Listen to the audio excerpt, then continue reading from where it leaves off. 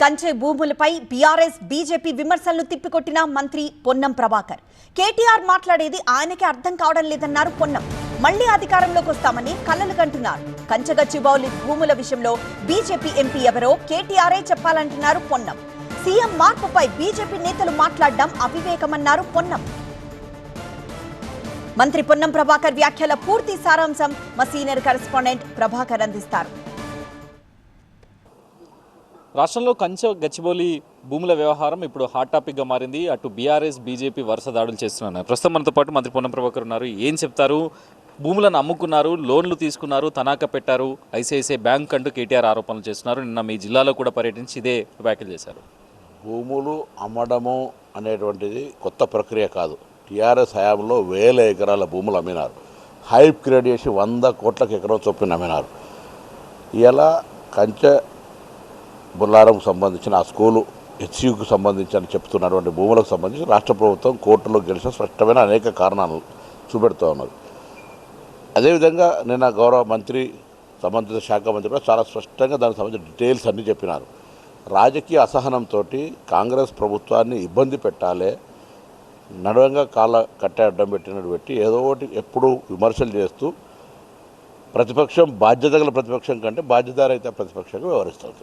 ఇటువంటి అన్నీ కూడా బాండ్స్ రిలీజ్ చేసేటప్పుడు ఇవన్నీ ఒక అఫీషియల్ ఇదంతేం ఇల్లీగల్గానో లేకపోతే ఇంకేదో దొంగదారినో లేకపోతే బ్రైబ్ కిందనో లేకపోతే అటువంటి ఏం క్రిడ్పో కిందనో లేవు. ఇవన్నీ ఓపెన్ మార్కెట్ ఓపెన్గా నేను చేసేటువంటి పరిస్థితి. వాళ్ళు అక్కడ పడే బాండ్స్ రేజుకు సంబంధించి ఏం ల్యాండ్ కుదబెట్టింది కాదు, లేకపోతే ల్యాండ్ అమ్మింది కాదు, లేకపోతే ఇంకోటి కాదు. ఇలా వీళ్ళకు ఆక్షేపణల్లా ప్రభుత్వము ఆర్థికంగా, ప్రభుత్వము ప్రజా సమస్యల పరిష్కారంలో, ప్రభుత్వం అభివృద్ధికి సంబంధించిన దిశలో నడవద్దు అనేదే ప్రధానమైనటువంటి ఎజెండా కుట్ర చేసుకొని నిన్న కరీంనగర్లో చాలా స్పష్టంగా చెప్పారు. ఒక్క ఇంచు భూమి కొన్నా కూడా ఎవరైనా పరిశ్రమలు వచ్చో ఇండస్ట్రీస్ వచ్చో కొంటే మా ప్రభుత్వం వస్తుంది వెనక్కి తీసుకుంటారు. ఎట్లా చూస్తుంది కాంగ్రెస్ పార్టీ? బెదిరింపు అనుకోవచ్చా, లేకపోతే బ్లాక్మెయిల్ అనుకోవచ్చా? ఎట్లా చూస్తారు? మీరు ఏ విధంగా అనుకుంటున్నారు? ఇప్పుడు రాజకీయాల్లో జ్యోతిష్కం చదవరు ఎవరు. మరి కేటీఆర్ గారు జ్యోతిష్కం చదివిరా నాకు తెలియదు, కానీ అధికారంలోకి రావడానికి సంబంధించి ప్రజలు తీర్పిస్తారు. అదొక ఫోబియా. 10 ఏళ్ళ అధికారం నుండి ప్రభుత్వం దిగిపోయిన మళ్ళీ మేమే వస్తున్నాం అని ఒక ఫోబియా క్రియేట్ అయినట్లది. ఇవన్నీ అసహజమైనటువంటి మాటలు, అసందర్భమైనటువంటిది.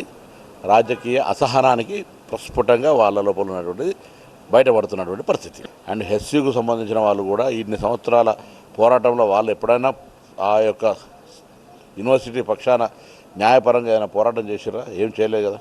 ఇవన్నీ కూడా కావలసుకొని జరుగుతున్నటువంటి ఒక విమర్శలు, బురద పూసి ప్రభుత్వాన్ని బదనం చేయడానికి వ్యూహాత్మకంగా సోషల్ మీడియాను ఉపయోగించుకొని మారుతున్న కాలానికి ఏఐని, ఆర్టిఫిషియల్ ఇంటెలిజెన్స్ ఈ విధంగా ఉపయోగించుకొని దేశవ్యాప్తంగా బ్లేమ్ చేసే ప్రయత్నం జరుగుతుంది. బీజేపీ కూడా ఒక కీలకమైన ఆరోపణలు చేస్తుంది 2 రోజుల నుంచి. ఎంపీ అరవింద్ కానీ మహేశ్వర్ రెడ్డి కానీ ఇక్కడ సీఎంను మార్చే ఆలోచన చేస్తుంది కాంగ్రెస్ పార్టీ. చాలామందికి ఎలిజిబిలిటీ ఉంది, సీఎంను మార్చడానికి కొంత ఆలోచిస్తున్నారు అంటూ ఆరోపణలు చేస్తున్నారు, విమర్శలు చేస్తున్నారు.